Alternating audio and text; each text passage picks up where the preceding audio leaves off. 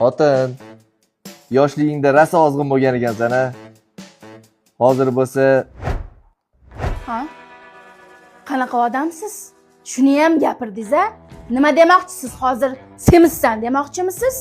Odam emas ekansiz. Hal qarab turing. Ramazon kelyapti, ozib olaman hali.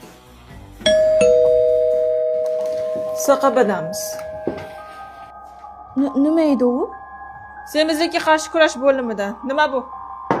Bu nima? Kim yeydi bularni? shu xotinim edi. Opa, bu kaloriyani bombasi-yu. Buncha katta kaloriya yeganingizdan keyin roza tutsangiz ham ozmaysiz. Qachonki siz kaloriya defitsitini hosil qilasiz, ichingizni tozalaysiz, ishtahangizni ozgina nazorat qilasiz, ana undan keyin ozasiz. Agar bulardan o'zingizni tiyishga qiynalayotgan bo'lsangiz, fit va iching. Shunda ozasiz, boshqachasiga iloji yo'q. Aka, xotiningizni nazorat qilmasangiz bo'lmaydi. Keyingi safar javobgarlikka tortiladi. Bo'ldi. Tushundim. Tushunishingizni o'zi kam. Mahsulotga buyurtma berib, zakaz qiling xotiningizga.